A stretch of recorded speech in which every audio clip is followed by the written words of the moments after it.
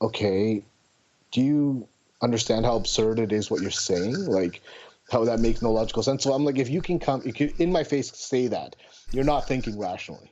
So that's like you're saying, these anti-protesters, they're not thinking rationally. They're just thinking, they're believing everything negative about the Freedom Convoy. They're believing everything negative they're being told on the news, and they're just, I don't know. I don't know what they're thinking, but it's, that's what's driving them to be against what our movement's about. Yeah. What are they thinking? It's too bad, because a lot of the time it really seems like they're kind of operating from false information, like a lot of just lies and ignorance based the reality on. Mm-hmm. And I guess based on that, did you follow the public inquiry, the inquiry into the use of the Emergency Act? Actually, sorry, maybe before that. Yeah. What was your reaction of the final days of the convoy? Because I haven't asked you about this. Like the final days of the convoy, when you saw the police horses and you saw, the riot police and all this stuff unfolding. Because that was really kind of an escalation of what. It's like one thing is to have a politician ignore us for 3 weeks. Yeah. But it's a whole other thing to, call in all these police to, beat up their own citizens just to avoid a conversation. What was your reaction when all that was happening? Well, we went through like a kind of a struggle of what to do, because when we went on a whim. I don't even know if I got into this with you when we were talking. Because I'm so unplugged into social media, I have Facebook because I got Facebook when I was like, I don't know, 18 or whatever it was, but and I don't have Instagram. I don't have any of these things. So I don't follow as much of social media as people do. We were up north in Alberta, up on Sylvan Lake, and we were coming back to Calgary, and we saw lines and lines of people just on the freeway with signs, and it was madness. And I was like, what is going on? What are we missing right now? And all you saw was Canadian flags and people cheering and trucks everywhere. I was like, Andrew, something's going, my wife and I said, something's going on. What are we missing here? We got home. It was about 10 o'clock at night. And I pulled up Facebook and I started searching, and I was like, there's a convoy going to Ottawa. And she's like, what? And she's like, we got to go. I was like, yeah, we got to go. And that minute we decided we're going to go. We packed the bags, got our 2-year-old, threw him in the Jeep, and drove 36 hours or something, whatever it was. We didn't even stop. We just drove straight to Ottawa. And we got in the middle of downtown, and we're like, got to find somewhere to stay now. So we walked into hotels, and most of them were booked. We stayed at the Marriott, which was right center in the middle there, and we just booked it, and we just stayed. And she said, how long? I said, I don't know, we'll stay as long as we can. And then, as everybody knows, when somehow all the rooms got booked up and nobody could continue their stay because the government came and took all the rooms out, that's about when we were thinking we had got to go because we had nowhere to stay. And that's about the night I talked to you, I think. And after that, it was starting to turn, because walking down the streets, you started to see the snipers on the roofs.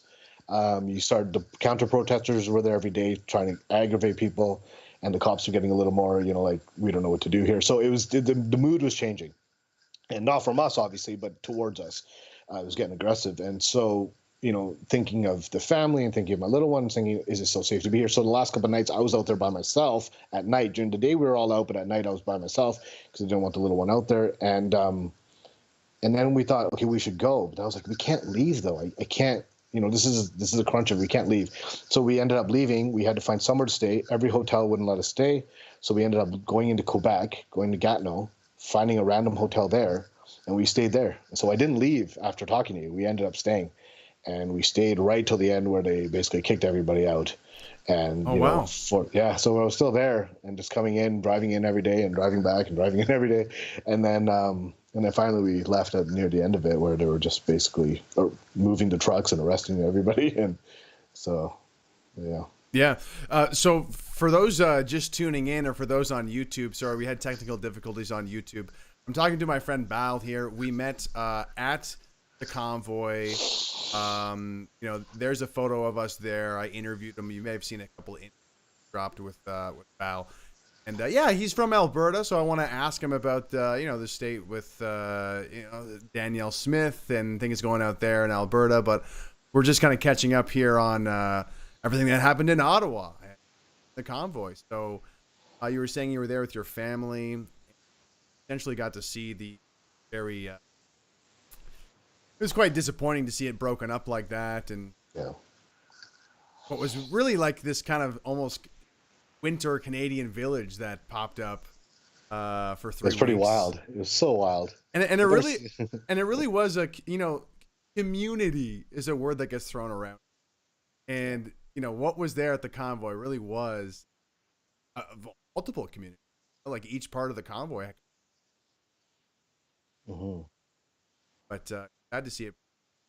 But did you follow the inquiry, Emergencies Act inquiry? Were you able to stomach much of that? I didn't. I guess I didn't follow it as closely as some people did. Like I wasn't able to kind of follow it every day, but I watched as much as I could. I tried to gather every interview I could and see when they were doing it and some of the big ones, and so I don't think I saw every part of every testimony, but I saw enough to see what was happening. I mean, at first I was super happy that it was happening, that there were, something was happening, but very quickly you understand everything is just a show.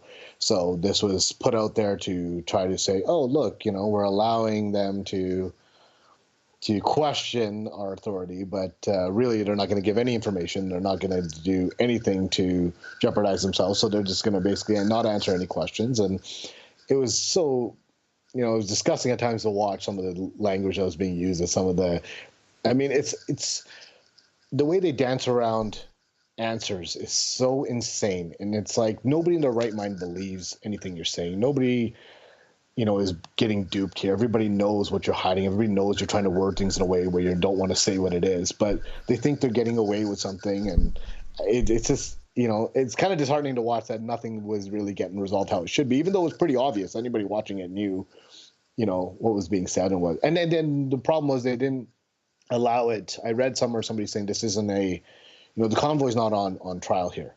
And that's what it kept getting turned into. It kept getting turned into trying to make the convoy look bad or making the protesters look bad in some kind of light. And it's like, well, we're not on trial for our actions there.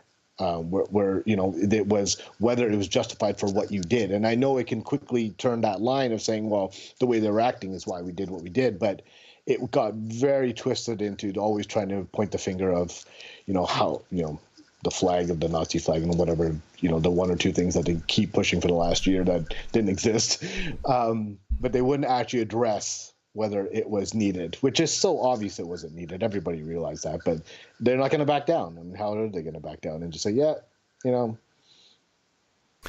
Yeah. Thank you for the super chat, Viking Insane with $2. He just said, normie Canadians swallowed the inquiry BS.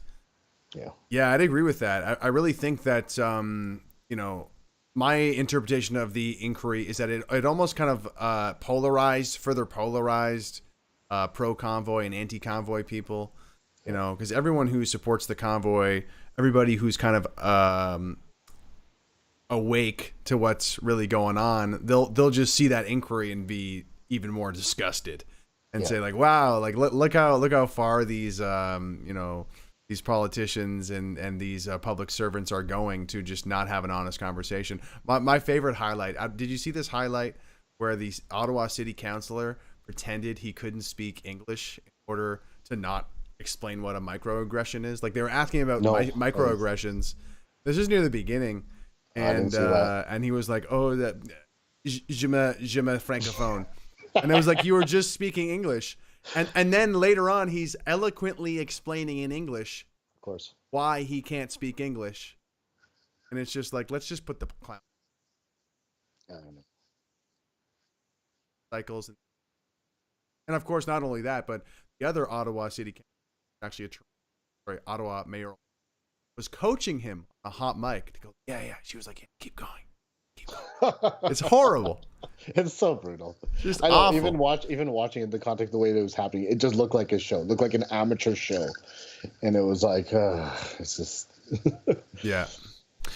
All right, so let's talk about Alberta. How long you lived in Alberta, Al? Not long. Moved here basically in 2020, right after the pandemic kind of hit, and started going after it was almost a year of it where it was just getting worse and worse at that point. And this is before it got crazy lockdown, crazy mask, crazy everything. Right. But being in BC, it was already crazy enough. You couldn't go anywhere, you couldn't do anything, and And I refused to wear a mask. I didn't wear it anywhere. I didn't believe in it. And I wouldn't just go along with it.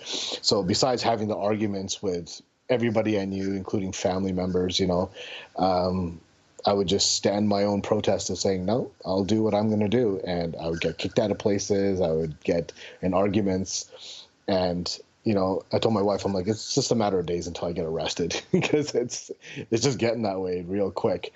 And I just couldn't understand the mentality. I couldn't understand the majority of people feeling that way. And so, anyways, that was just part of it. But so we made a move out to Alberta, and it was, again, other reasons as well. But it was like a breath of fresh air coming out here, because it was like, wow, there's still normal people out there. Yeah. Wasn't there some perks to being in BC during lockdowns, though? Weren't they like a little less lenient in British Columbia, or am I mistaken? Compared to you guys, yeah. Oh. I think Ontario kind of got it real bad right in the beginning, and I can't even remember how it started. Like, it was changing week to week, and they'd take away one thing, put in another thing, take this away, take that away. But it wasn't just the force of what they were doing, like whether they were saying, okay, what's mandatory, what's not, or whatever the lockdown was or not. It was the overall attitude of the people there. I'd say the majority of them were in support of just saying, shut your mouth, shut your eyes, and follow the line. And I'm just not that person. I'm not built that way. And so I just couldn't relate to it. So it was getting hard to, because you'd got it in Alberta, got some lockdowns and stuff too, but there was enough camaraderie with the people that didn't agree with it that you could feel in a network that there were still some people that related to you. And so when you had those conversations, like, I mean, I still now, about 2 years in here, I haven't really come across anybody who disagrees with everything we believe and everything we feel. Like, yeah. I know they're here. I for sure they are. I mean, we did protests after Ottawa. We were doing protests here on the streets every day, every Saturday, downtown, and there was anti-protesters and it was all this. So it exists, but you just don't feel it the same as you did in BC, and I'm sure the same you did in Ontario. Right. Yeah. All right, so let's talk about this Danielle Smith, and I want to play that clip, but before we play the clip about I believe it's called Alberta Sovereignty Act. Yeah. Before we talk about that, what was your interpretation of her before that? Because I know she kind of came out and made comments about, I never want to see us be discriminating against like unvaccinated people. Like that was, she kind of came out and had probably some of the more stronger words I've ever seen out of a Canadian politician's mouth in a long time. Yeah. A seated politician, especially. What was your interpretation? When I first saw and heard what she was saying, I was impressed, and I was like, wow, okay. Someone's actually saying what seems to be normal to us, but as a politician actually saying it and feeling it, but again, it's a politician. So you just think, well, you're just trying to get into position. So every politician says whatever they need to get into position. So I am always hesitant to just be like, oh yeah, okay, champion this or champion that. So I was just closely watching of saying, okay, well, she's saying all the right things, but does she actually believe this, or is this just a bunch of smoke to, get into position? So she's followed up, with everything she stood for and everything she stands for that she said. She's moving forward with it. So for everybody out here that supports her is like loving it. Like, it's a big push of like, this is awesome. This is the direction we need to be moving. Finally, someone's doing it. And putting together the Sovereignty Act. She said she was going to do it from the beginning, and she put it together, and she's, tabling it, which is awesome. And I think that's such an incredible thing to do. And I think it's a big thing for a politician to actually have some morals. Now, I feel like a lot of them go into it for the right reasons or with the right morals, and you don't know how long that lasts or, if it'll hold up. But right now, as of what's gone on so far, I'm in support of what she's doing. Yeah, I definitely hear that, and I do suspect that as well. Once you get into a power position or fighting for one, there's got to be just so much pressure from all sides, and it's got to be an absolute marathon, an absolute gauntlet of kind of questioning or challenging rather your principles and challenging your stamina and your sanity, for that matter. Yeah. And for that matter, it's like there seems to be a pattern of people maybe getting in there for the right reasons and then, getting jaded and being like, well, I just want to get my pension, so F it. But I definitely think that's the case for some of these larger federal parties, been around for so long. But I'm going to play this clip from Premier Danielle Smith. And she's basically talking about this Alberta Sovereignty Act. So I'm going to hide you for a second here, but I think I sent you the clip if you want to play it there, Val. Just a second here. And here we go. Play. The Alberta Sovereignty within a United Canada Act is a first step in standing up for Albertans and pushing Ottawa back into its own lane. When passed, this legislation will create a constitutional legal framework for Alberta to push back against federal interference and encroachment. The federal government is actively attempting to landlock our natural resources, penalize our energy and agriculture producers, cut fertilizer use, control the delivery of health, education, childcare, and other social programs with strings-attached funding, and confiscate legally owned firearms. And that's just a few examples. The framework provided under the Act will allow Alberta's Legislative Assembly to identify constitutional concerns with a specific federal program or piece of legislation, and then recommend a measured and appropriate response to prevent or frustrate that federal intrusion. Our province will not enforce unconstitutional or harmful Ottawa policies or laws in Alberta. Albertans come first, always. Importantly, this Act fully respects Albertans come first, always. Yep. I was loving that. I love that. It's like, man, that must be nice to have a premier out there fighting for you. And I certainly love how it's out on the table, how she's like, F Ottawa. We don't like you.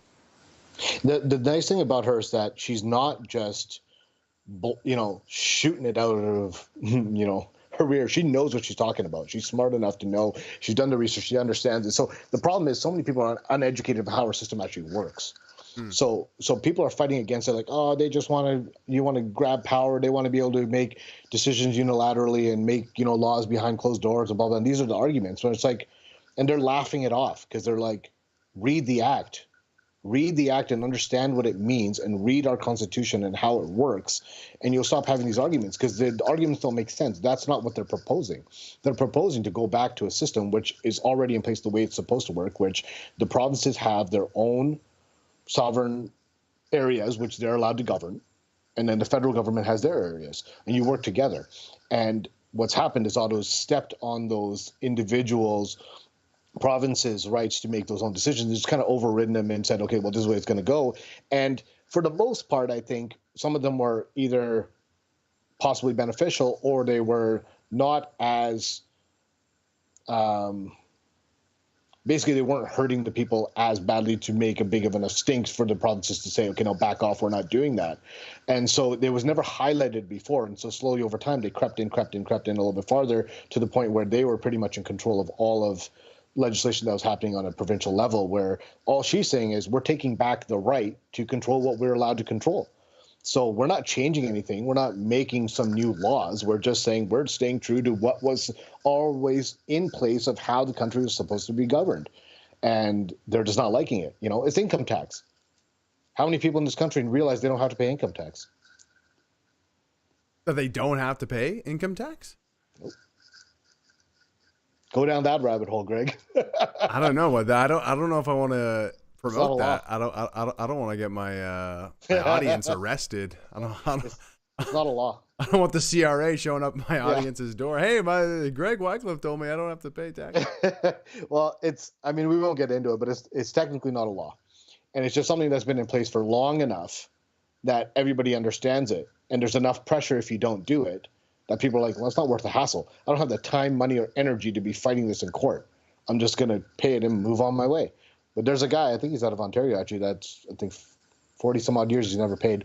And he goes to court every time with the same thing, a ruling from back at some point where somebody pled the case and won. And I forget what else it was, but he gets thrown out of court every single time. And he hasn't paid it in 40 some odd years. I know other people haven't paid it.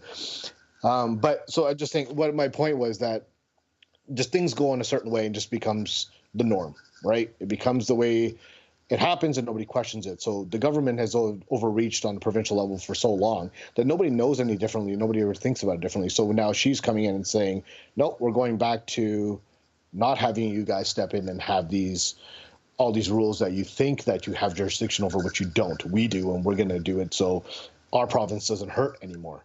Because when she started talking about like the farmers, like they're talking about the cap on fertilization.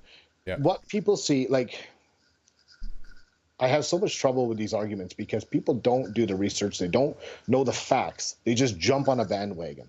So they're going to look at the base facts of, okay, well, they're just trying to for the environment, they want less fertilization to be used. And so they're trying to move in the right direction. And that's why they're imposing these levels of how much you need to use. But it's not realistic.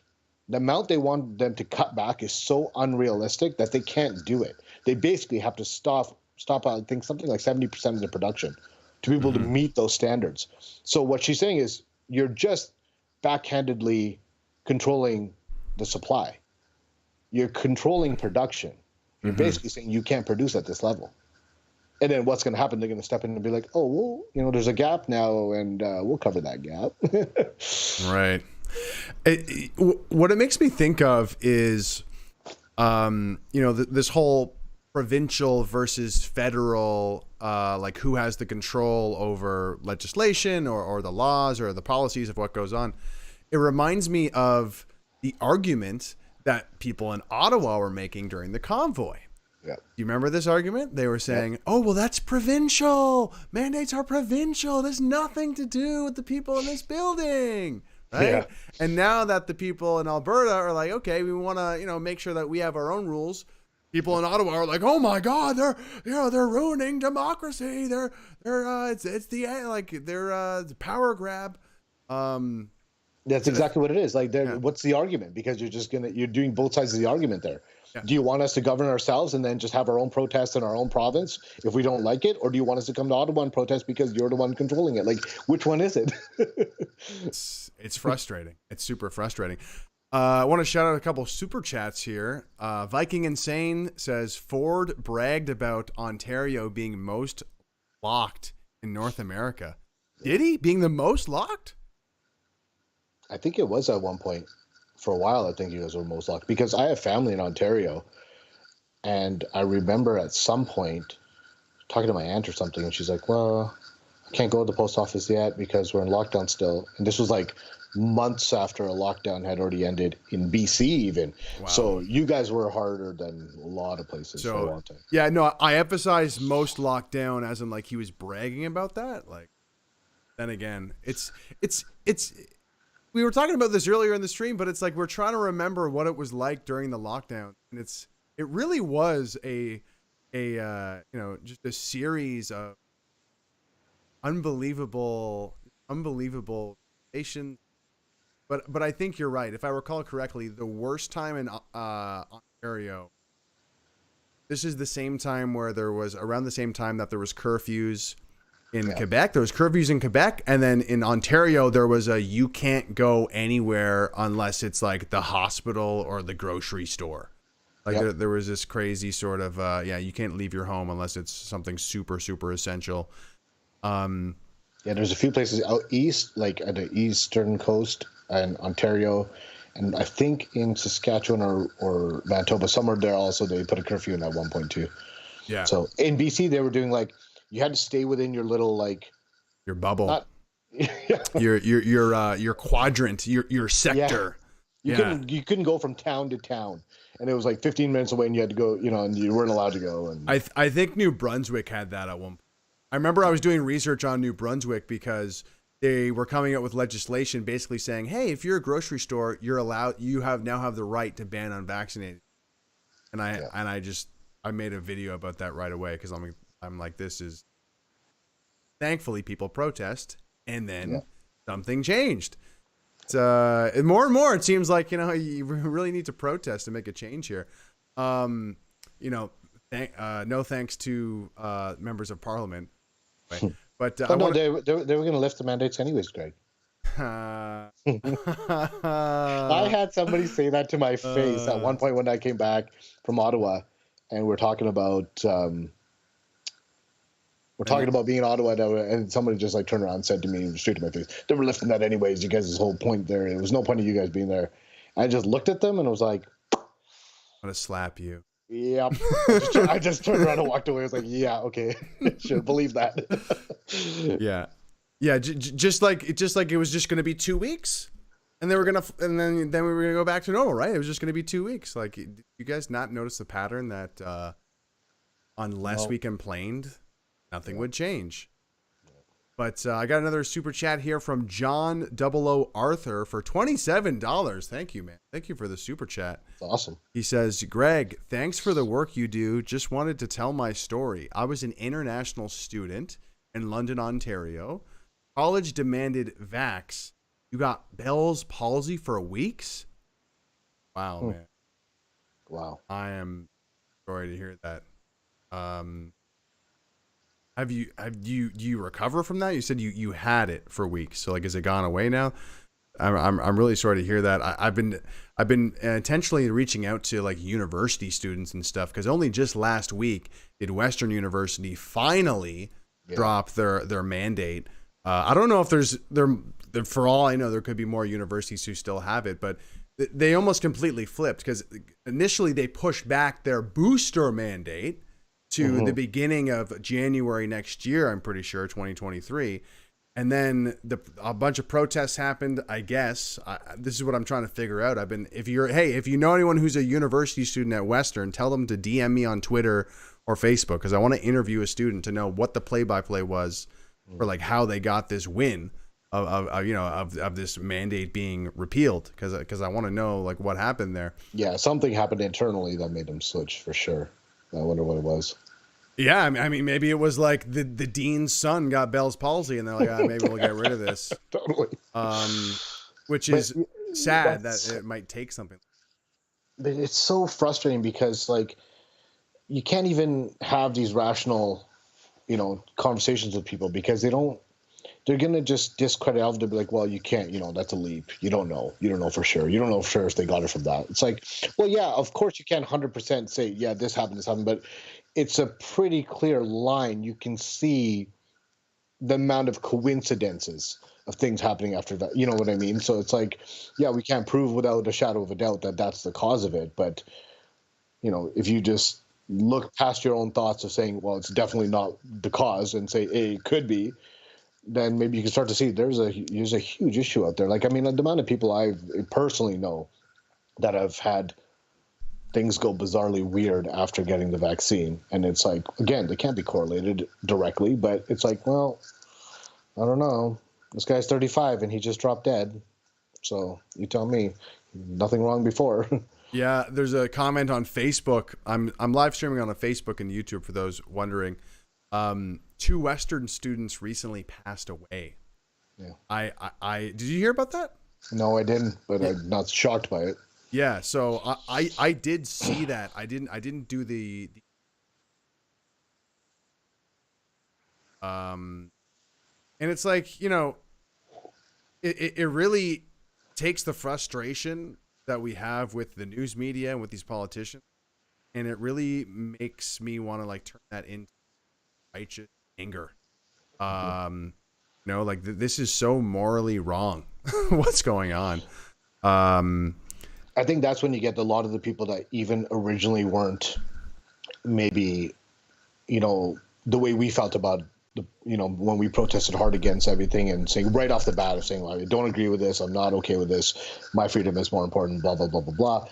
There was a lot of people that weren't on board, but once they started to, push it on to kids is where you saw a big upsurge of people then kind of flipping sides and going like, well, I don't know about this. And that was a big push I saw from like, mask. Like if someone says there's no long-term effect of having these young children in school behind masks for 2 years, they're completely delusional.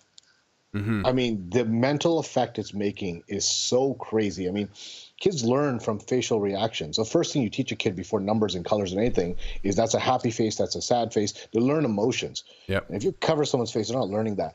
And they're socially just not learning at a level they need to be. So the long-term effects of this are going to be so crazy. And the people, I think enough people started to understand that side of it. And whether they weren't fighting for themselves or even if they were vaccinated or whatever, they at that point started to be like, well, I think this is going too far now.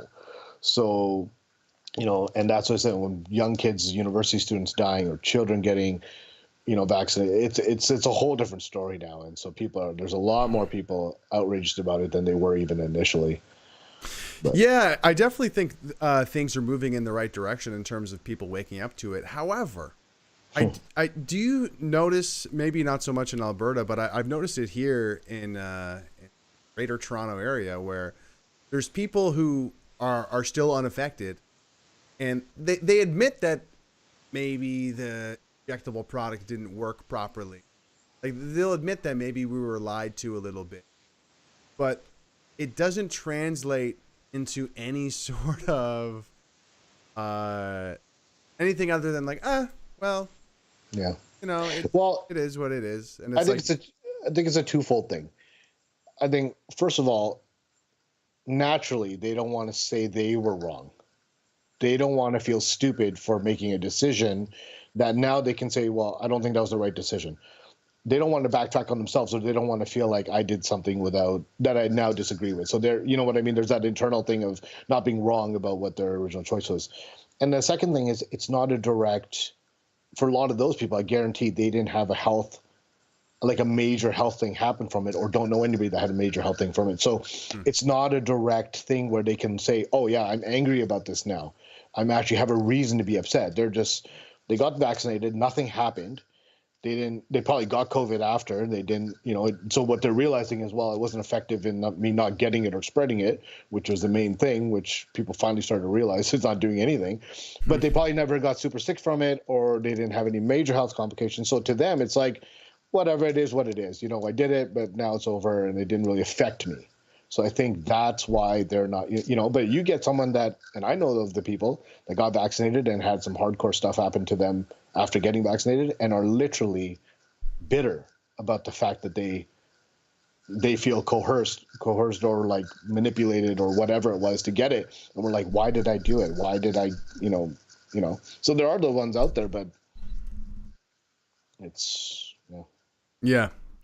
Got another super chat from Viking Insane, $5. Thank you, sir. Upcoming Alberta election is pivotal. NDP is gearing up to oust Smith. They may use dirty tricks to get her booted.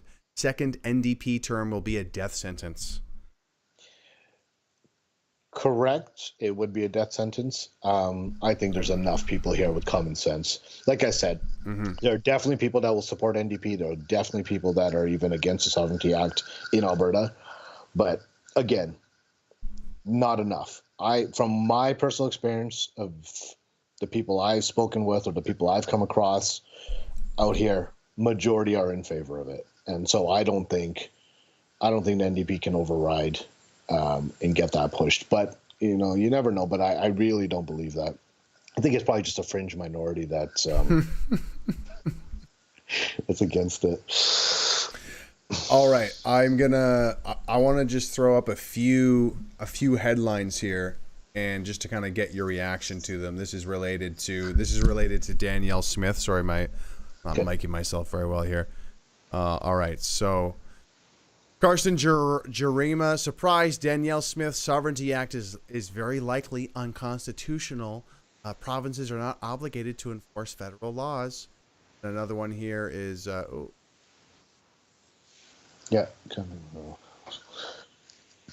opposition organization holds anti-Sovereignty Act protest at legislature. Danielle Smith's Sovereignty Act is a silly political dare written in crayon. This is by everyone's favorite Robin Urbach. But were you at this protest here? No, that was in Edmonton. Okay. And I heard about it and I was reading about it. I didn't go to it. But again, pull up that picture for a second if you can. Yep. Can you count how many people are there? You probably could if you wanted to. So there's probably like 50 maybe if you're being generous. Yeah, probably 50. So there's 50 people standing there. I think some of them are in masks probably, still. So you'll get, like I said, Alberta's not some unicorn where like every single person understands that COVID isn't, what it is to the rest of the world. There's a majority of us that do understand that, but there's still going to be pockets of people that don't. So you're not going to get, you're going to get 100% of the people out here on board with this. So there's guaranteed people that are out there that are feeling that we're taking the step in the wrong direction because they feel they're in line with what the Liberal government feels should be done and how it should be done, and they think their big mommy and daddy are going to come save them from, all the bad things of the world. And so they're scared about what this means. Again, there's ignorance too. I think some of them just think, oh, that means that Alberta is going to be not part of Canada and we're just going to be a separate country on its own. And we're not going to be able to survive it. And so, she's sending us down a path of destruction. Well, that's not reality. That's not what's happening. That's not what this act itself is saying. So I think there's probably somewhat ignorance that is protesting against it, and some of it's just like, well, they don't agree. They're totally on the opposite spectrum of a conservative mindset, so. Yeah. That plays into a theory that I've had for a little while now. I do my best to stay in touch with normie friends or centrists or leftist friends as much as possible.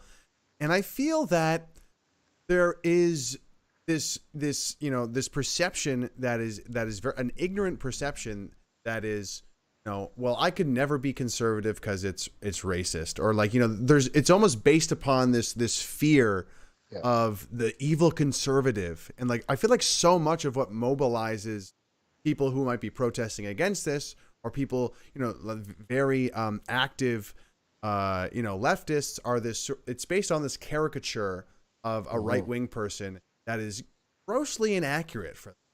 Would you agree with that, or what have you experienced?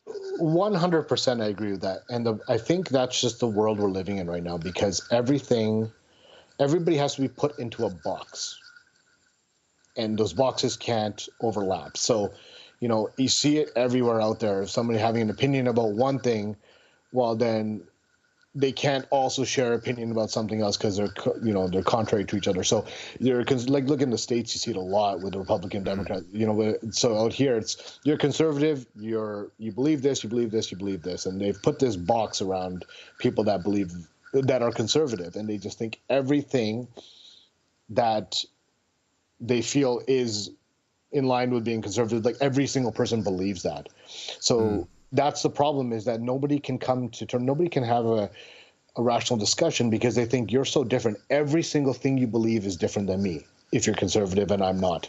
So that way you can't come to any commonality on anything, and then there's that division. So I think that's created on purpose, because we talked about this actually when we were in Ottawa. Something came up about it. I said, you have your own issues because you're Indigenous, and you have your own issues because you're trans, and you have your own issues. Right. And if everybody sees their own little box of that, I'm this and I'm separate, I'm different because of this, then nobody can relate on anything, and you're never going to come to any cohesive agreement on anything. So you come across someone that's hardcore liberal, let's say, someone who's hardcore conservative. I guarantee you talk long enough, you're going to see there's probably a lot of stuff you agree on, or there's a lot of stuff you feel the same way about, but they've already been painted each other in this picture of like, well, no, I'm already not going to agree with you about everything. So, so yeah, they chop us up into these little groups. And, I think you kind of described it in our last conversation about, we stop focusing on the problems that we share and the problems that we collectively want to solve. And instead it becomes like, oh, well, what about this person's problems or those person's problems? And it's like, it becomes about helping one group over another, or prioritizing one group over another group, as opposed to like, maybe we should just focus on the, the poverty thing and the fact that our economy is not looking good. Maybe we should just team up to focus on that, that sort of thing. But speaking of despair, we're going to talk about MAID, medical assistance in dying. And I mean, I guess I'll just throw up these headlines real quick. Paralympian trying to get wheelchair ramp says Veterans Affairs employee offered her dying. This is the kind of the counterpoint. Canada should delay MAID for people with mental disorders, said psychiatrists. So at least some of the counter argument being published. Yeah. But I mean, I have a few things to say about this. What's kind of your initial reaction to this? Have you looked into this much?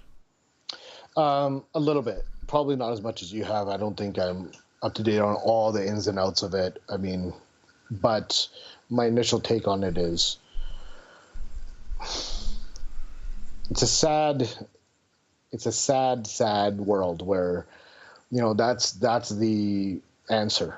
It's an easy answer, and it's like, you know, that's what they're pushing, is saying, okay, well, how do you deal with this problem? Get rid of it. I mean, we know Trudeau loves how China runs. You know, he stated it before. He's proud. You know, he's really admires. I have an admiration for China. The That's what it basic was, dictatorship. Yeah. Exactly. So, you know, zero COVID is the policy there. So just get rid of it is the answer.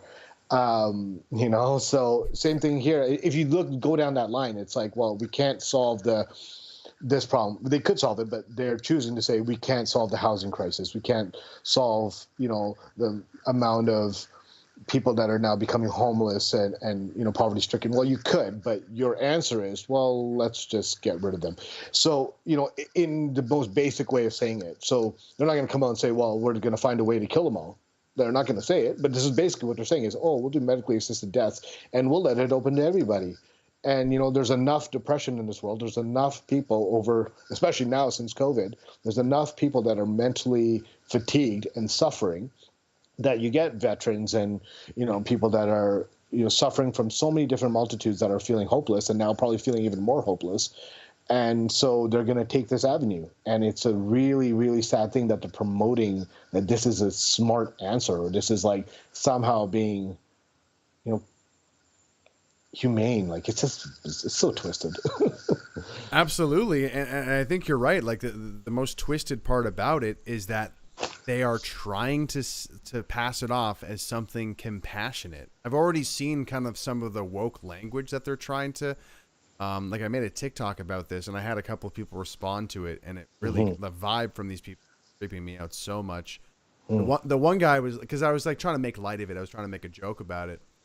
And the person was, so many people want to, you know, end their lives in this country. Why would you joke about this? And it's like, well, wait, like, do you think MAID a good thing? Like, is that why? Because I'm trying to draw attention to it. Like, yeah, for sure. But again, it's the motivation and the promotion of it. So again, I am a true believer in freedom in every aspect. Freedom of speech, freedom of decision, you know, on all levels. So that part of it, I could say, yeah, absolutely, 100%. I agree that if somebody actually wanted that to happen and they want to go down that path, they should be allowed the right to do that.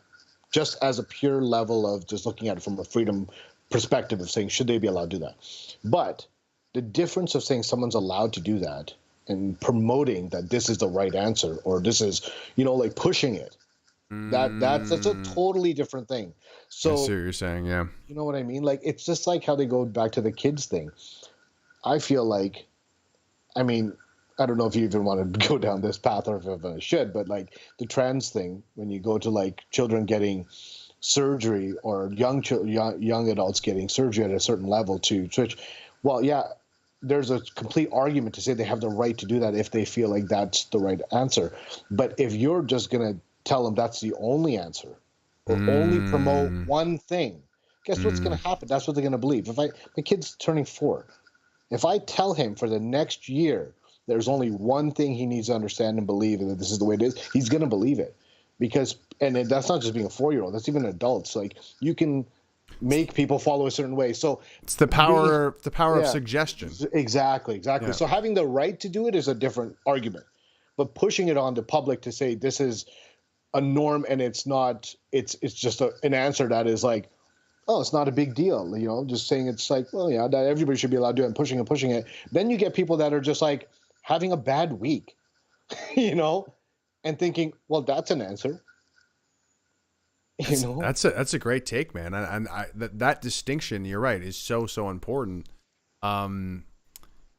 It definitely relates to the trans thing, especially the trans kid thing, because I would definitely agree. You know, like some people are born intersex. Some people have, you know, some rarities going on, and like maybe in a minority chance, maybe this would make sense. But it's the fact that we're putting these ideas into children's head to begin with, on a broad scale, like that. That is the problem, Exactly. It's that's always, and that's why I think so much of the world is going, and every topic is like that. It's not about the right or the option. It's the push. It's the suggestional push. There's this line that me and my wife turn to each other and say literally all the time, and it's this one line from Jeff Goldblum from Jurassic Park, and the line is, "You were so concerned with whether you could, you never stopped to think if you should." Huh. And it's such a great line. And it was about, creating the dinosaurs. Creating the dinosaurs, yeah. It created havoc, so whether they should have done it, or so worked up with how to do it. And me and her turn to each other literally, all the time. Things happen. I'm like, so concerned with whether you could, you never thought if you should. And it applies on so many levels.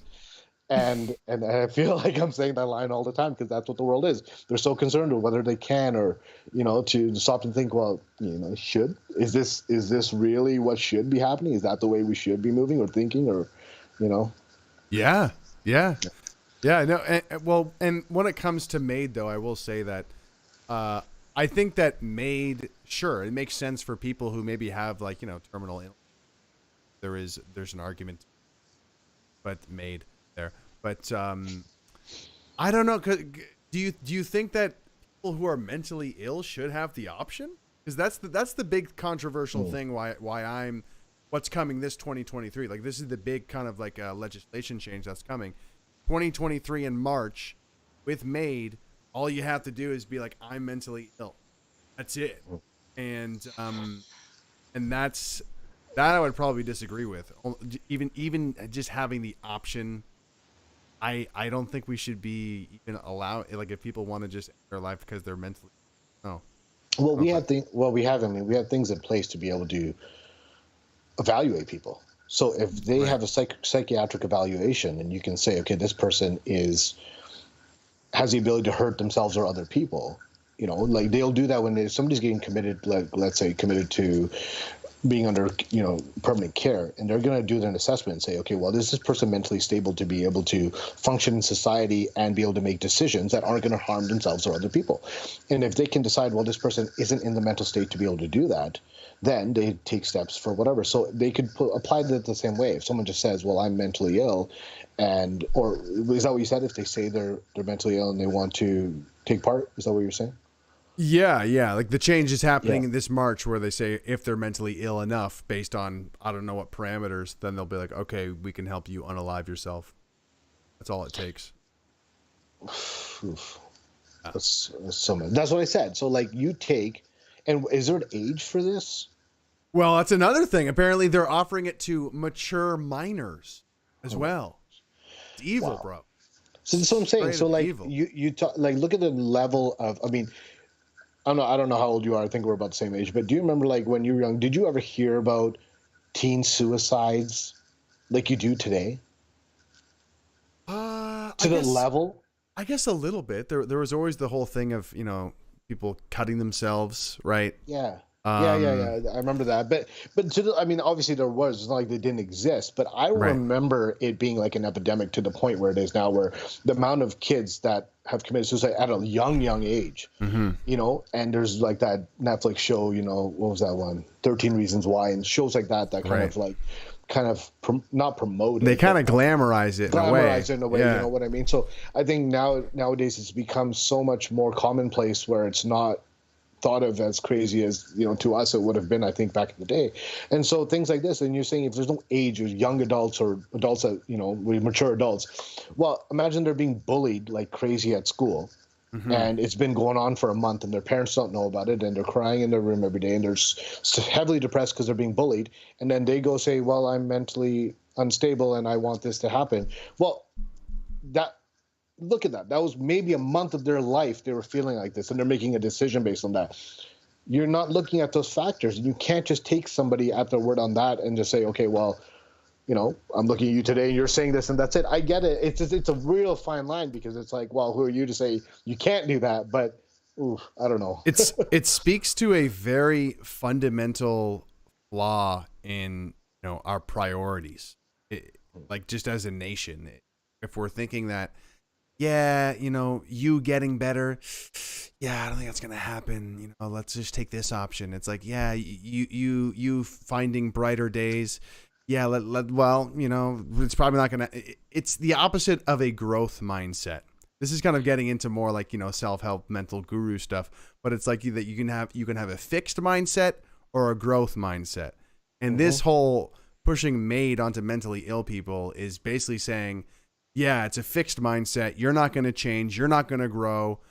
You're terminally this person. You are terminally a loser in high school. Like what the bullies are calling you, those labels are real, and you should just end it. Exactly. It's awful. But you know what? I think it's like, it's on page, at least for Canada. I feel like it's on page with the way our system works. Look at our healthcare. It's not preventative. It's reactive. Right? If you go in there and say, okay, well, you know, I'm pretty sure, you know, they won't do blood tests. They won't do things on you if you think you have something, or, you know, if you're showing signs of having a possibility of cancer. Until something actually happens, they're not diagnosing it, and then they're starting treatment at that point, but they're not preventative. Right? We don't have a preventive healthcare system. We have a total reactive healthcare system. Just an example of this, I tried to find out what my blood type was years back, and they wouldn't do it. They wouldn't do the test. I said, I'll pay for the test. I said, no, we won't do it. There's no reason for us needing this test right now, so we're not going to do it. And I said, but I have a right to know my own blood type. Like, why can't I just pay to have the test done if it costs money? And they're like, no. They refused to do it. When I was down in Panama, I got it done for $5 and found out my blood type. But, you know, but they wouldn't do it. So it's just they control the healthcare system because it's a social system. So they don't want to be preventative and do tests and do all these things that are going to cost money. So that's the way they work. So this is in line with the way they're going, because it takes way more effort to say we're going to fix the problem. Someone comes in that has a mental issue. You know, it's like saying someone that, let's say, marriage counselor, right? So someone going saying, we got marital problems. Say, okay, well, here, sign this and you're divorced. Done. Well, that's it. Done. It's easy solved. You know, Done. It doesn't work. Yeah. Doesn't work, then it doesn't work, and just separate. Or you go to a therapist and you work through it and you figure it out and you fix it. You might or you might not, but there's an avenue of possibly fixing it. So this is what it is with MAID. It's like, well, they're not making any effort to say there's any other alternative. Like you said, they're reiterating, yeah, you're right. You're a loser and nothing's going right and nothing ever will go right. There's no other answers. This is your answer. Do this. And that's the problem, is we're not in a system where it's actually it's just like all big pharma. There's no money in helping people, really helping people. Yeah. I'm seeing comments on YouTube and Facebook right now. They're talking about depopulation. I got a super chat here. A couple from Viking Insane for $5 and $2. Thanks, man. Imagine thinking that the climate is on borrowed time, but our overspent, broken social services are sustainable. UK pensions are gone. We are next. He also says MAID opens the door for mandatory death panels. Oh boy. Say that again. MAID opens the door for mandatory death panels. Not sure what he means by that. Yeah, I don't know. It certainly opens the door to a lot of stuff, though, in terms of like. The fact that we're warming up to rationalizing it, of like, oh, he just got MAID. Man, I was talking to somebody on so Maverick weird. News on YouTube. He's got a big channel. He was talking about how somebody who he knows, like, it happened just the other, like, they went out for dinner. And it's like, yeah, tomorrow's the day. No way. It's creepy as hell, man. Like, we're already in the dystopia. Oh man, and it just flies in the face of so much of the Liberal Party rhetoric. We believe in equality and love and mass migration. Just come move here. Come move to Canada. And it's like, oh, are you depressed? Yeah, you should just. Oh, you can't afford your apartment? Yeah, we got a solution for that. Oh, what's the solution? It's in your life. That's the solution. And it's so bizarre to be like, you see these things. It's so funny because I say this all the time. If you took half of the stuff that happens in real life and just put it in a movie, everybody watch a movie and go like, oh, that's bizarre. Yeah, that would never happen. That would never happen. That would never happen. Yeah.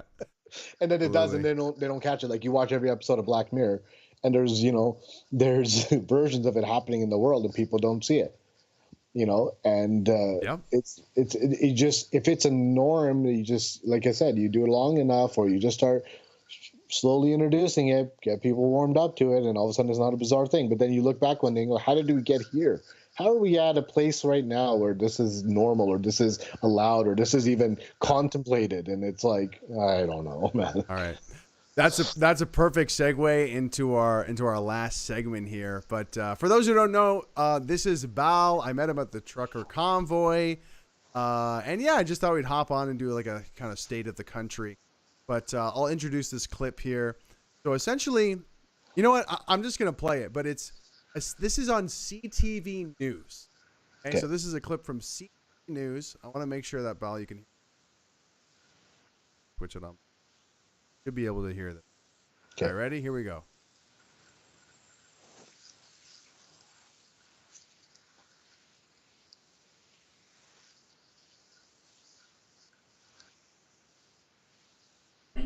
The relationship isn't necessarily romantic or sexual in nature. It could be as simple as a coffee date or going to a movie. It's free money, right?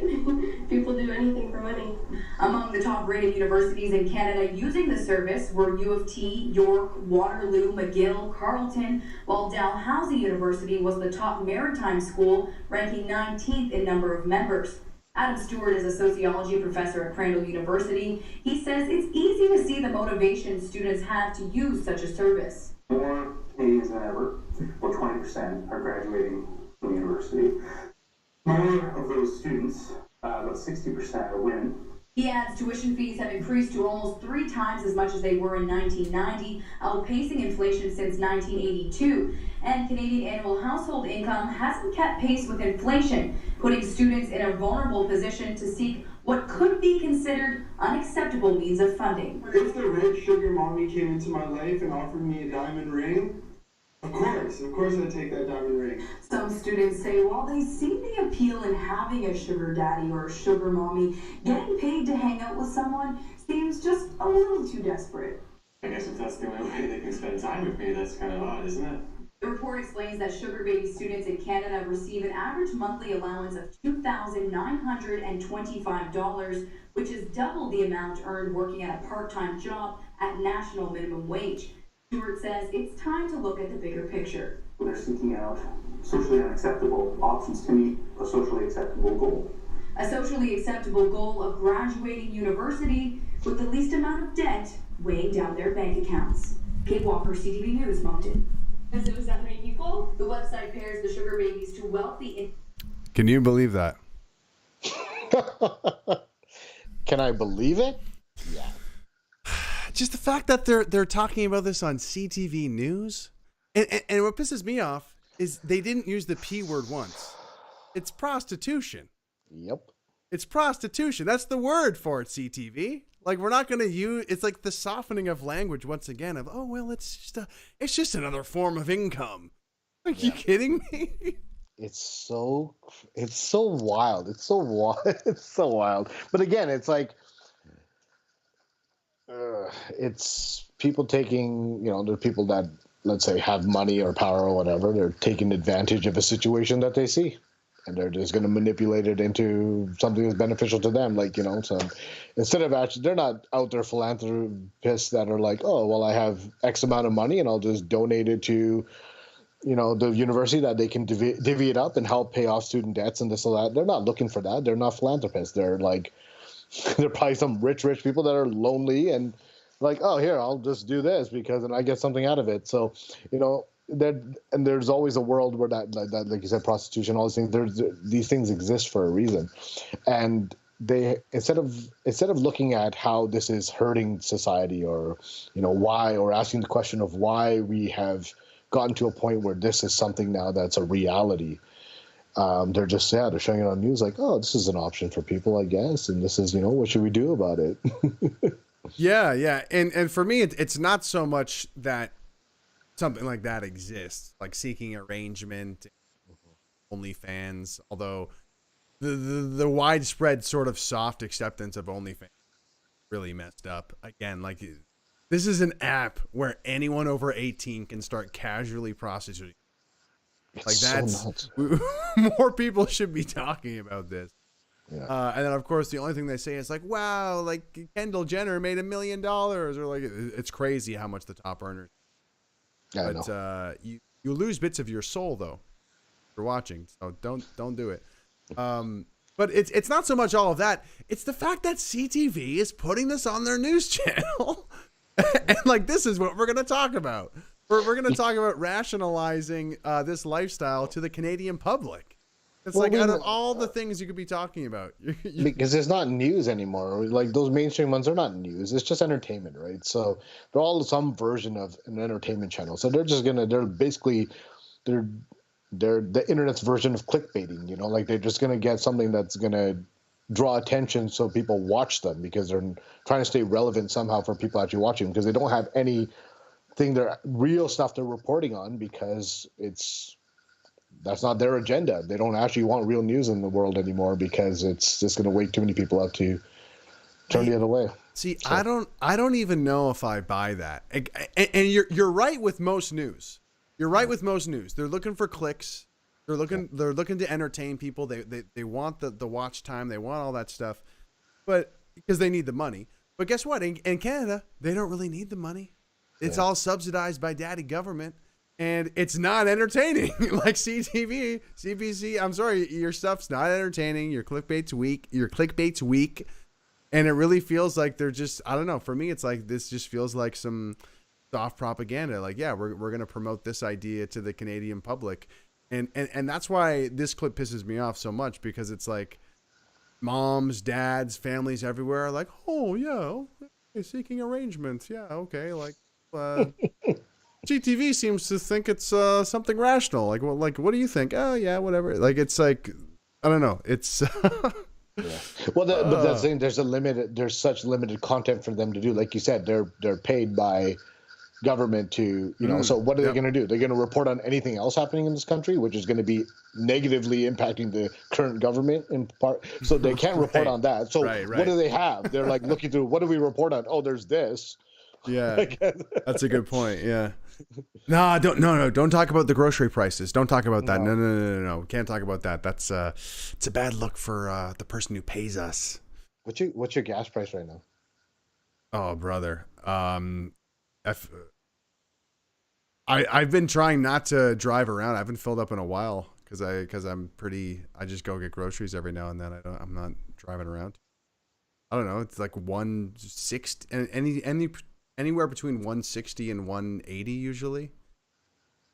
It's so nuts.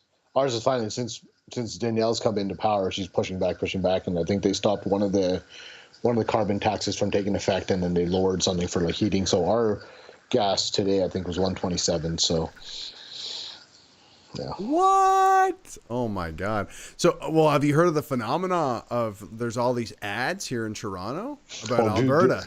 Dude, I was in BC over the summer. Okay. And my buddy who still lives there calls me up. He's like, did you just hear this ad? I was in my car. I was like, oh, I heard it. And he's all like, what is this? They're like hardcore pumping it. I was like, yeah, I know. I wish they'd stop. I'm like, I know I came over, but I don't want any more coming over. Yeah, they're pumping it, but I know they're playing them everywhere. But the influx has been crazy out here. You've noticed it. Oh, dude, everybody I talk to, every second person I run into, I'm from Toronto. From Toronto or from BC. Oh, so they're promoting it in BC too. Yeah. Well, I mean, it's people want freedom, man. It's that simple. And I feel like, especially people who are not all about mandates and lockdown, it's almost like they're skittish now. Like they're kind of getting like, how do I know this isn't going to happen again? Yeah. And it's a very kind of anxious place to be, right? Well, that was the thing when they lifted the mandate for masks and vaccine travel within Canada, and then internationally when it was on October, I think, right? Yeah. And I said to my wife, I was like, if you want to book something, book it now because I guarantee by winter it's going to come back. And she goes, what? I said, well, that's usually the timeline of how they do these things. So I think, we got a small window here before they start bringing them back. And so it was like finally felt like we were moving in the right direction. And then it was like a month or two went by and I just was not paying attention to social media news or anything. And I came across this clip of Trudeau walking into some pharmacy getting a shot. And I literally thought I came across an old video from like early 2021 of him doing this. Oh, I'm getting my booster shot or getting vaxxed for Canadians. And the way he talks, your impression is so good of him. I love it. But, you know, and I watched this video of him getting a flu shot and a new booster or whatever. And I honestly thought it was an old video. And then I was like, oh, wait a minute. This is new. He's doing this now. Yeah. And I was like, people are still getting boosters. And I was literally, I felt like I was in a Twilight Zone. I'm like, this is still the same BS, the same stories, the same lines, the same everything going on over and over and over. And they're still doing it. And people are still buying it, but it's crazy to me. Like, I'm like, I can't believe this is still happening the same way. Yeah. Well, we built a factory, don't you know? A Moderna factory. Yeah. So more and more mRNA injections. You know, we got to make some money here, Bao. Got to make some money. Hand out some shots. Did you see the one news story that came out about the Moderna CEO talking about their new vaccine, or not vaccine, sorry, new injection to repair part of the heart. What was it? I got to pull it up. It was basically repairing the heart damage, the heart muscle damage that happens after a heart attack, or something to do. Yeah. And it was funny because it was like year to the date was they're like talking about having their vaccine released. And then a year to the day it was like, oh, now we have something to repair all the heart damage that's going to happen when you have your heart attack from getting the vaccine. And I was like, oh my goodness. I was just like losing my mind over reading this. So I was like, it's just so in the face, like so on the nose, and like no one's catching it. I'm like, it's right there in front of your face. I have it here somewhere. No, I'm about to grab it right now. Yeah. Moderna CEO confirms new mRNA injection to repair heart muscles after heart attack. Well, that's convenient. How convenient. Yeah. That's what it is. Create the problem, find a solution. Man. You already had the solution, so now you just got to create the problem so you have a reason to push your product. That's how it works. Oh, brother. Yeah. Yeah. I mean, so we'll wrap it up here soon, Val, but I guess, you know, how are we going to try to wake more of the country? It seems that people are only waking up when it really affects them. Is there any cheat code, or is there anything that we can be? I don't know. Wake people up to what's going on. Keep in mind, I'm in Toronto, right? Not in the. Yeah. Everyone high fives and doesn't like Trudeau and doesn't like Ottawa and all that stuff. So it's a lot harder for you for sure. Move to Alberta. Is that the solution?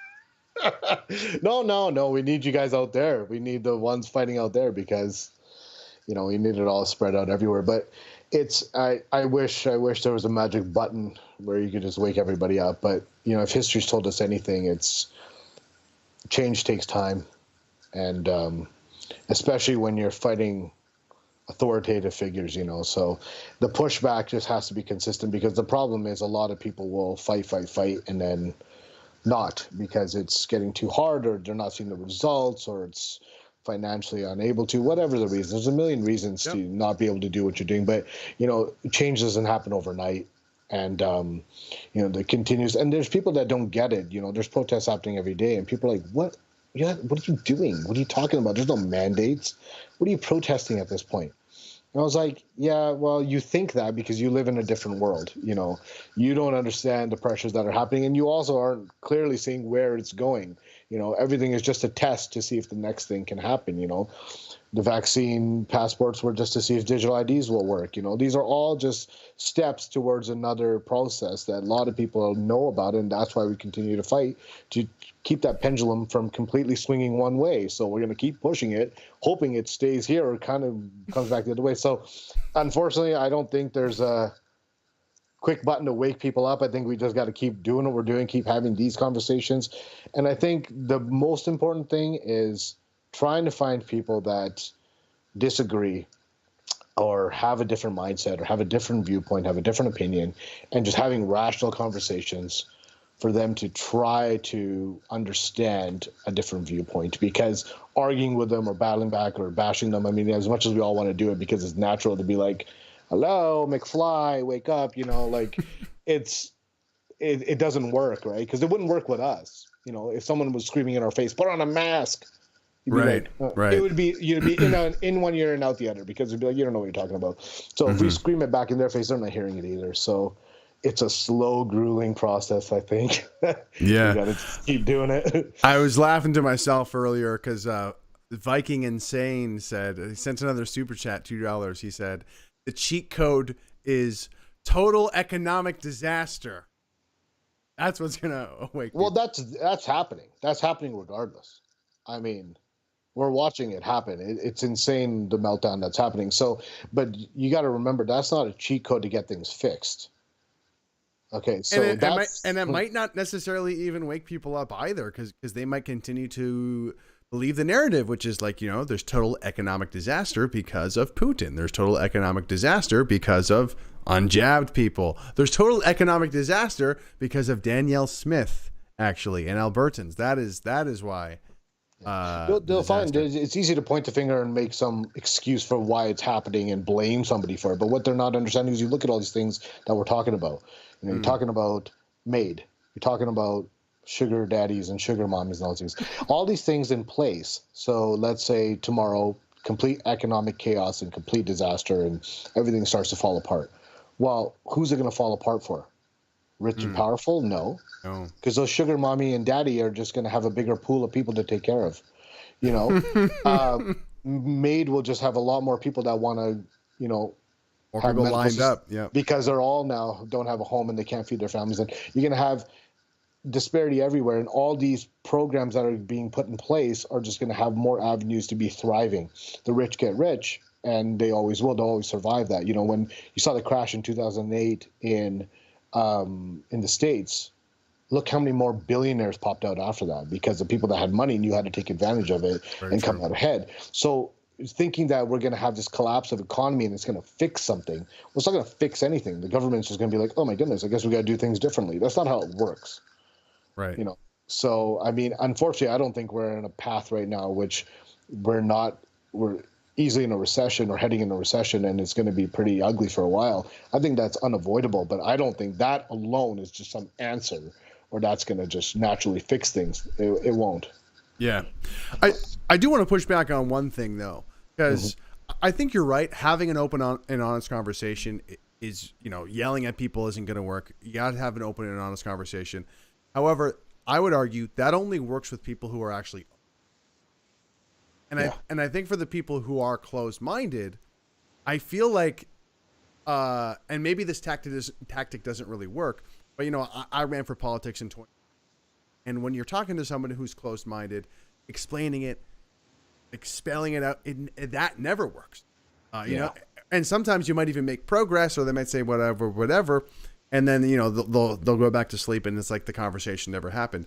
I'm at the point now where if it's someone who's maybe like in the matrix and they're in their own kind of world, it's not worth trying to explain it. However, trying to just shame them and ridicule them and like kind of like make fun of them, like if you're gonna have the time, not yelling at them necessarily, but kind of like using social pressure in the way that they kind of do it against us.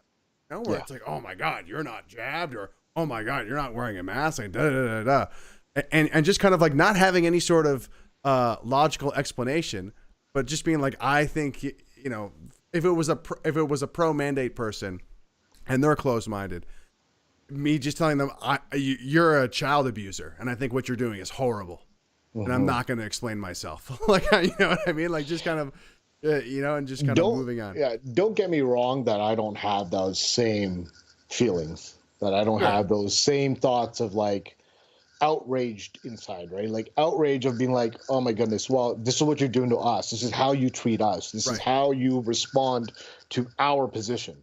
So I'm going to do the exact same thing back and just be like, well, you know, I'll give it back to you the way you're giving it to me. And hopefully maybe you'll, you know, wake up about it. But again, as much, and I do it, it's not like I'm like, never do it. You know, like I'll have those moments where I'll get in these arguments and it's like crazy to me. But always what I take away from it is that it never seems to work. And I always just look back to myself and say, well, were they successful in changing my mind about anything? No. Right. So I wasn't successful in changing their mind about anything. So where does that get us? Does that actually move us forward? Right. It doesn't move us forward. So it's not an easy thing to do, and sometimes it's just for personal release or just venting to get it out. I get that approach of like just being like, well, listen, and accommodate. What you do a lot of times with your comic relief and when you make fun of those things, I don't think you're doing it for them. You're doing it for us. You know what I mean? Like you're not getting some guy out there being like, oh my goodness, like, oh yeah, we do look that ridiculous or we do sound that ridiculous. No, right. But you're supporting all the people that do agree with you or do believe you. And it's getting a comic relief of saying, it's funny too. And so in that way, you're supporting our thought process of saying, yeah, there is some insanity to it and we can recognize there's insanity to it. But we're the ones recognizing. They're not recognizing from that aspect of it. But I think it's still important, like you said, I think that argument or doing it that way is still important in some circles. But to change the mindset of the people that's opposed to us, I don't know if it'll work because they may not. Like you said, who was it? I think it was Bob Marley that said, you can change some people sometimes, but you can't change all the people all the time. I can't remember the exact line. But you can fool people, most of the time, but you can't fool all the people all the time. All the time, exactly. Like that. So that's a real thing in this world. You're gonna it's gonna happen. You can't fool everybody all the time. Yeah. And in that same token, you can't change everybody's opinion either. And the reverse way of looking at it. So there's going to be some people that no matter what you say, no matter what kind of rationale or statistic or proof or anything you could show them, they're going to change their mind. So that's batting your head against a wall. I would say just seek out the people that are even possibly open to possibly having a conversation and then maybe go through them, because if they start to think things differently, they're in circles with people that possibly would never have a conversation with you, but they might have a conversation with them and they might say something that will lead them down that path. And it's just baby steps at that point, I think. But, yeah. And I think on that note, there is a lot. There's a lot to it, like it's everyone has their own journey when it comes to waking up to what's going on. And you're right. When it comes to the comedy I do make, it is based on our reality, because there is different realities kind of going on. One, when the government has done wrong, and if you don't carbon tax, the world's going to end that reality. And then there's our reality. Yeah. But I guess like part of my argument as to why to not necessarily always debate and explain thing is like, if you make the person feel uncomfortable, there's a chance that they actually might self-reflect and think about it. Because I found if you do engage with somebody who has already made their mind up, they almost like just dig their heels in even more and just kind of repeat the same programming. And you might say, oh, well, you can kind of get into the nuances and like make some progress. I've found when I do that with people and I've made progress and I take the time to explain it, they just go to sleep and I talk to them the next day and it's like it never happened. Like it's like the conversation never happened. Whereas if I try to just ridicule them and make a joke about them and make them feel uncomfortable and like socially shame them, they'll be upset and they'll be like, oh, that pissed me off, and maybe they'll dig their heels in more. But it's kind of the idea that they'll kick and scream until finally they're like, you know what, you were right. Have you seen that? Have you seen it happen? No. I think I'm just trying to make excuses to be a dick. I try to have this stance. No, because I totally get it, because you're made to believe you're insane for what you think. And so you want to let them know, hey, listen, to me, you are insane for what you think. You got to realize you're not just in the right because you said it. Yeah. I have my opinion. My opinion is you're completely insane, and I have every right to tell you that, and I should be able to tell you that, and I'm going to tell you that. And I think there's nothing wrong with that. I think that's a great way to actually, there's some people possibly that would break through and be like, possibly. I don't know. I don't think so. I suppose part of my rationale is to look at what the enemy is doing. Mm-hmm. And, I ran for PP, whatever, and like so often you're a this, you're a that, you're an ist, you're ism, you're all these things. And, it made me really uncomfortable, and it really kind of rattled me lot. And obviously I have to fight through that. But for everyone else who falls in line, oh, I don't want to be called this, or I don't want to be called that. I'm uncomfortable. Oh, I better just obey. But then again, maybe that's the tactic of like evil tyrants who want to keep. I'm thinking from that perspective. Well, it's the fear, right? It's like I said, fear is the biggest motivator out there. So these people, like when they got brainwashed of, you got to get jabbed for grandma so grandma doesn't die. And, they could hold on to that and believe that if I'm doing something right, I'm doing the right choice here. So, there's a self-righteousness of it too, of saying, well, I'm better than you because I made the decision for other people. Even though it made no sense and they weren't doing it, but they were told that. Right. So, but like to play devil's advocate, if I was saying to you, like, how many times have you been told by not just people, but like the government, the news, and the media, and all these things, that you're killing people by not getting vaccinated, you're killing people by not wearing a mask? Has Right. any of those times have you sat there in the mirror and gone, maybe I should? Yeah. No. Exactly. No. That's what I mean. Like that's how all I ever think is that. Yeah, they could they could push it on me and call me names for it, but I'm not gonna all of a sudden be like, oh, maybe. And do you think for everyone else that caved, it didn't work on them either? The only thing that worked on them was, I want to be able to. I think there's a huge portion of that because I know people personally that didn't feel one way or There another. are very few people who are actually like, oh yeah. I think that was a very small percentage of people that actually thought they were doing it to, save someone else's life. I think there probably were for sure out there. I know they were, but I think a lot of people, there was a ton of people out there that were just like, I couldn't care less. They were like, rationally, I can think that it's not going to kill me. I'm not going to get severely sick from getting the vaccine, but I'm sick and tired of being told I can't do this and this and this, and so I'm going to take it for those reasons. I know people personally that did that, so I can attest to a guarantee there's a huge part of people that did it for those reasons.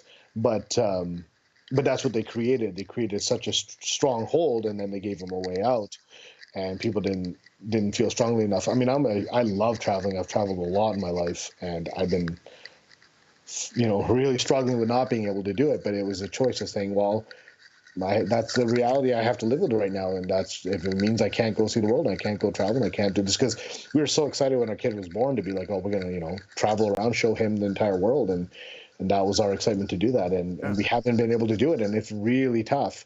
But it's more important. I mean, he still today will be driving around, there'll be like 4 semis on the road, he'd be like, Daddy, are the truckers going to Ottawa? He still says it, and it just like makes me light up when he says it. That's gonna stay with him for the rest of his life, and I think it was so important he was there to see it. But yeah, that's great. You spontaneously grabbed the wife. We're going to Ottawa. It's amazing. Yeah. All right. Well, hey, Bal, thanks so much for chatting with me today. Do you want to plug any social media anywhere, or you're just chilling out there? You're not. I got no social media. I got Facebook. Nice. I don't put out any content or anything like that. So I got nothing to plug. But all right. Well, thanks for tuning in, guys. Make sure you like the stream. Make sure you subscribe to the channel if you're new, or the Facebook page. And yeah, if you want to become a member, then there's details below. You can become a member on Facebook and YouTube. And there's places where you can donate below. That would really help me out. Yeah, thanks for having for coming on, Bal, and thanks, man. Thank you for what you do, and thank you for making the content you do, and thank you for having conversations with people and fighting it, man. It's really important. It's so important we have people like you out there doing this, because you get people like me who are just going to be hardcore feeling that way and having that conversation with everybody in our network, but my network isn't that big, and so for you to have that outreach out there, I think is so important, and I think it's awesome what you do. Awesome. Thanks for saying that, and thanks for standing up, because we need people like you as well. Yeah. And on that note,